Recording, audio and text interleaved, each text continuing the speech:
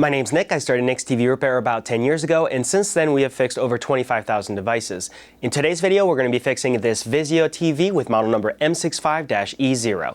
When I power it on, we get no power, and I don't even get a standby light on the bottom left corner. So let's open it up and find out what's going on. All right, let's do some quick checks on the power supply to rule it out as the cause of the problem. We're going to put our negative lead to our chassis ground. Let's plug in the power supply.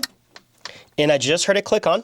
So let's see, pins 1 through 4 are the 18 volt line. So let's take a quick look. Do we get 18 volts? And we sure do. And then we have pin number 9 is our PS on off line.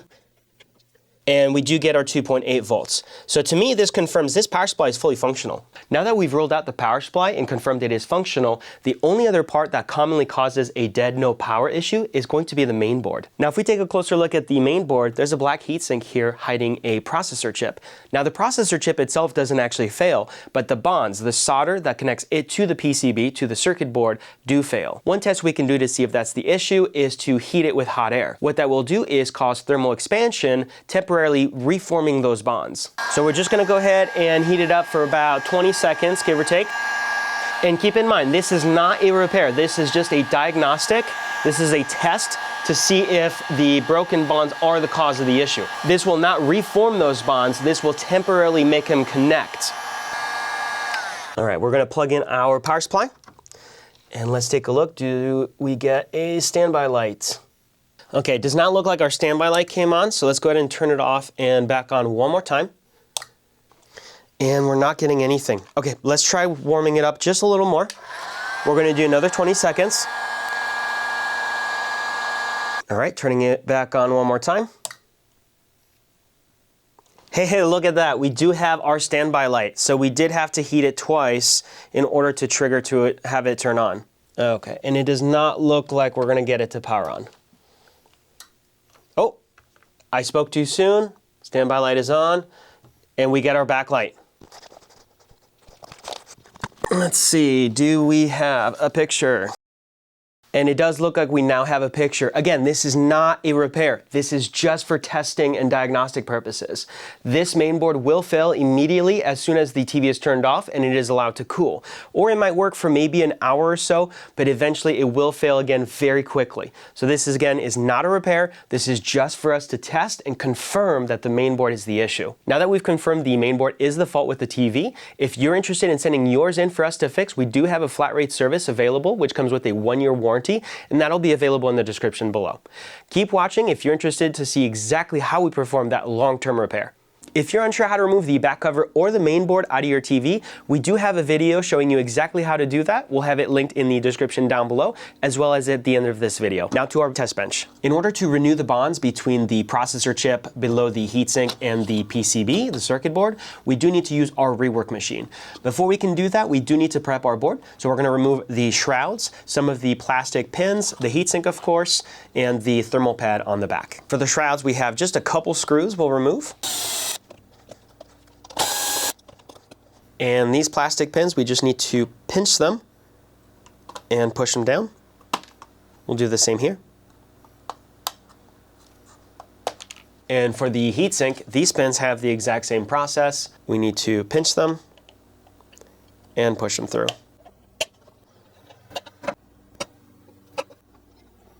And here we are. Now something I'm noticing is that the thermal paste on here is very crusty. And in fact, it is chipping away off of here. So that is something we're going to correct. When we're done with our repairs, we're going to clean all that off and we're going to put some high-end thermal paste in its place. And to remove the pad, we're actually going to apply a little bit of hot air from the top to loosen up the adhesive on the bottom of the pad between the PCB and the pad. We're not going to get super hot. We're just trying to warm up the board here. And the reason I'm doing it from the top and not on the pad itself is because the pad is going to get very soft if I heat it up directly and more likely to break down. All right, let's see. Can I get beneath it? Yes. There we go. Perfect in one piece. Now, I don't know if you can tell, but there's actually a lot of oil from that thermal pad that's just oozing off. So what we'll do is clean all that off with some isopropyl alcohol, and then we'll put it on the machine. I just finished the cleaning off screen. Now we're ready to rework the processor.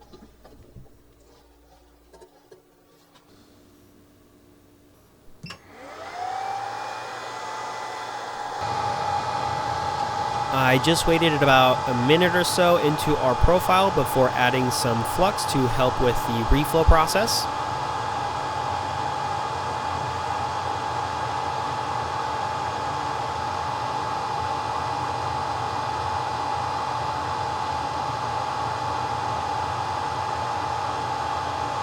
And now we have about 5 to 6 more minutes until we reach the solder's melting point, at which point we will do some prodding.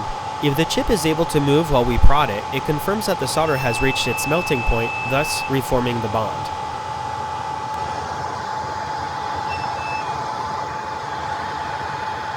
Repairs are complete. Let's go ahead and get the heatsink back on. But as I mentioned, we are going to want to remove all the old thermal paste and put some new high-end thermal paste instead. So like I mentioned, most of it actually just came off in chunks. Yep, just like that. So it's very old, crusty. And next, just a little bit of isopropyl alcohol and a Q-tip to get everything nice and clean. And there's just a few particles from that foam pad on the surrounding that are coming off. We want to make sure we get rid of those. We don't want any of those particles to get between the heatsink and the processor die. And then today we're actually going to be using the MX-6, and we're just going to dab it on. So I don't do any specific patterns or anything like that. I just dab it all over the die. Like that, I know for a fact I have a good proper spread. All right, now we can go ahead and line our heatsink back up. All right, and our final step is we are going to put replacement pads on the back. And I don't have one big enough, so I'm actually putting 4 side by side. And these are going to be 6 millimeters. Technically, it doesn't need to be as big as the 4 I'm putting on. As you can tell, the original is a little smaller, but there's no harm in having a larger heat pad. We've installed our main board back into the TV. Let's power it on and see what we get. I did get that click. Let's take a look. We do have our standby light. It's very faint from the front. It just faded away. Let's power it back on. Light came back, and let's take a look at our screen. And this time around, of course, we did not heat up the heatsink. Okay, and there we go. It did take a little bit, but our TV is now on and working. And as promised, our back cover and mainboard removal video is available right over here if you want to check it out. Now, if you're interested in sending in your mainboard for us to fix, we do offer a flat rate repair service on our website, and there will be links for that in the description down below. Thank you for watching.